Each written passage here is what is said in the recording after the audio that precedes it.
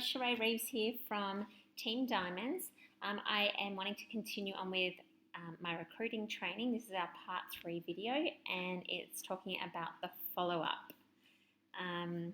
So to start with, we have gone over basically having lists for absolutely everything. My main list is my active prospects list, and active meaning that I'm continually updating it, it's changing and moving in and out of that list.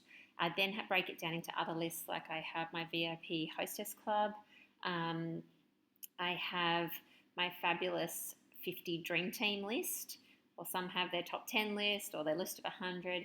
Another one that I do have is my not yet list. So somebody that I would love to work with or party with or think would love Scentsy and it might not be the right timing for them, I pop their names down on there.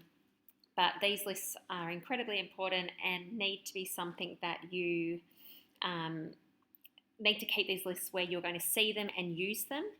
When you're making your calls each day, go to those lists and have a look at them, and always, don't just, you can have your own systems in place, but it's important to make sure you're calling for your 3 reasons: your joining, your hosting, and your buying reasons as well. And on each call, it might be all those 3 reasons, and obviously always start with the joining, the opportunity to host a party because you host awards, things like that, and then also if there's a sale. But you can change the order around, obviously, depending on who you're calling and the reason of the call. I like to also have a whiteboard up on my wall so that I can see who's on different lists. Like if I've got my basket parties set up to go out, I like to be able to see who's got the parties at the time and who's next to get them. A phone's another great place to keep your list as well, so you can go straight to that, maybe in your notes section or a different app where you can constantly be seeing that and moving people around according to what's going on.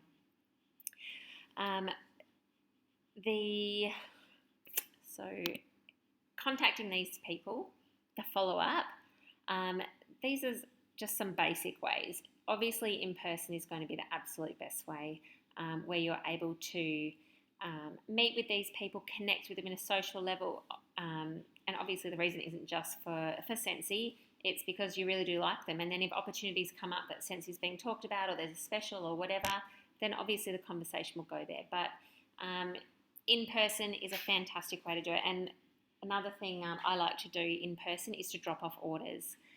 When you get to meet with your customer, or if you're dropping your host the orders for her party, things like that, even training of a new consultant, it's fantastic if it's in person. And if you can't physically be next to the person and with them, then it's doing a FaceTime call. That's very one-on-one, and you can, look at each other and discuss things and read from body language and things like that. So in person is my number 1. Number 2 would be phone calls. Calling is definitely the best option. A text message is my backup option. Calling is nice and quick. You're able to communicate a message. You're able to, hear their voice. It's quite an instant response. Texting is obviously excellent as well. And in some cases, it's necessary to have that as your first option. But if you are texting because you're too scared to call, you get those butterflies in your tummy, which we all get and have had. It gets easier, I promise, the more you do it. If you're texting because of that, then get out of your comfort zone and make the call. If you're texting because that's the way the person said that's the best way to communicate with them, or they're at work, you don't want to interrupt, things like that, then fantastic, that needs to become the first option. Newsletters is another fantastic way, and also doing posts or different kind of communication through social media. Obviously, then you've got personal messaging there as well. Oh, there you go. I'm just circling that for you. So I'm going to move on to those 2 in more detail. So we'll start with our newsletters. When you do a newsletter, you want to always make sure that you cover all of your 3 topics: join, host, and shop. Now, with your newsletters, make sure that you don't do them too long, that they're not too, the hard sell or buy this, join now, all the things that we're so used to seeing. It's a little off-putting, and it's also, but it's an easy one to do. It's so easy to fall into the trap of doing kind of what most people do, just kind of just throw it all at them. you might want to sometimes just do a newsletter on joining opportunity or the host or just the shopping, but you want to make sure that you're targeting those all within a period. So if you're doing like a monthly newsletter, maybe split them into 3 newsletters in the month that focuses on them, or just cover them quite small in the one newsletter. But you want to try and make sure that you are targeting emotion instead of that hard sell that I was talking about. An ad that comes to mind that targets emotion that do very well is that Huggies ad, that It Must Be Love, and it's got, the mum snuggling her baby. I remember when I was pregnant and obviously incredibly emotional at the time, but this ad was so clever because it targeted my emotions. As I'm, watching the ad and thinking about my new baby that was coming, I remember welling up and thinking, oh my goodness, I'm about to cry. I'm watching a Huggies ad. But they certainly targeted emotion and showed that love a mother has for her baby. And guess what? All my babies wore Huggies nappies. I'd try different ones and I would find every reason why they weren't good enough for my baby. And some of them they just really weren't. They'd leak and things like that. But I just figured Huggies was the best. I love the I bought a Jeep ads. Just their slogan, I bought a Jeep. And no, I haven't gone and bought a Jeep, but it's such a clever ad. I love it when they come on. I like the music. I like watching it.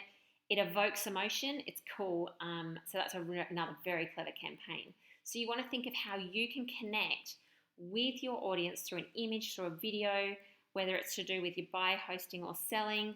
How can I connect with them? How is this personal to me? How do I use this product? How has Scentsy enriched my life or my family's life or other people's lives? How can I connect with them and evoke emotion in them? And it's really important too that when you do a newsletter that any images that you have, make sure you hyperlink them straight to your website, straight to the join page. So they don't have to find it themselves. Make it as easy as possible and as minimal clicks as possible so that, if you've got to learn more here or contact me to learn more, that when they click on it, it brings up the email so that they can straight away, and even have some of the email written for them that they just fill in the blanks. So hyperlinks are fantastic. If you're not sure how to do group emails, I do have a video on my YouTube channel here helping you set up a free online account with MailChimp, and I take you through getting your contacts from the Scentsy workstation and getting them onto MailChimp. It's a very simple process. So feel free to watch that video if you need. So newsletters covered. Social media. Okay, I do a big beware right up the top there, basically because I don't want you to spend all of your time here. There are so many other more effective ways to spend your time recruiting and, getting hosts and sales, things like that. But our focus is recruiting. Don't spend a lot of time here. If you are, make sure that you are doing that connection with them that evokes the emotion and that you're connecting with them. So you can tell your story or stories. And when you do that, you want to connect to the people. If you're talking about a success, if you've earned an award or an incentive or a rank advancement, if you're excited about something, if there's new products that's come, if you're achieved your own goal and you've been able to finally afford paying for whatever, if your kids are doing dancing lessons or you're able to afford getting your nails done each week or get a house cleaner in, if you're expressing gratitude, whatever, share something that is going to help you connect with them emotionally. That's how you need to look at social media. And if you can do that and do it well and consistently, then people are going to more likely read what you have to say as opposed to skimming over. So that's where, when I say minimizing that hard sell advertising, that's things like join now at my website, perfect.scentsy.com.au. They'll just be like, yawn, skim over. If you're doing the connection type sales, you can put that right down the bottom if you want, just the website. You don't even need the join now, just pop it there. Or people are going to start, commenting or liking. And when you see those likes, that's when you can personal message them and say, hey, I saw that you saw my video and da-da-da-da, and just start a conversation with them. It might not go anywhere, but it very well might. And you're able to then connect with them through that advertisement that you've done that hasn't just been a hard sell that, you're lucky if a couple of people bother to click liking.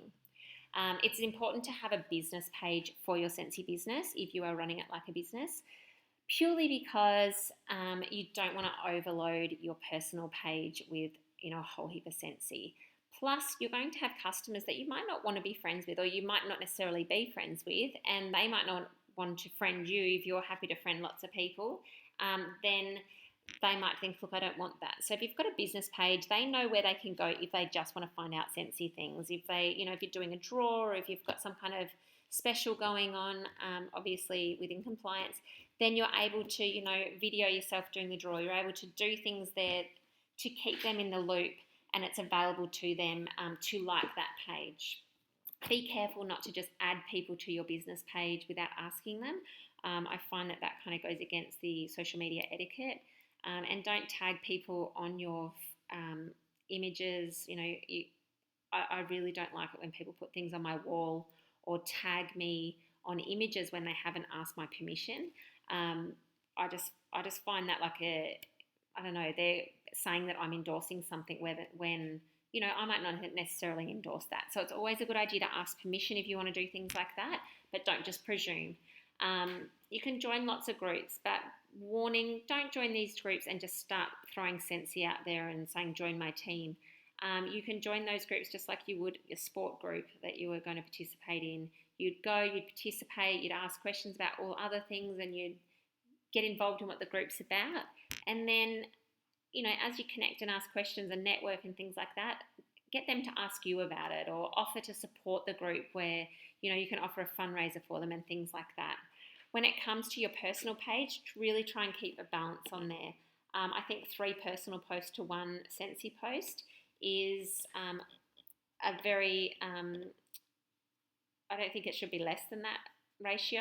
I think that that's a good number where you're keeping it personal. And I also like to go back over my personal wall, and I will delete things that are no longer relevant so that it doesn't look like it's too crazy. But I think it's important that I have on the above the fold section, so the bit that they see when they open your wall, that there's something there that indicates you are to do with Scentsy and that you are still a consultant.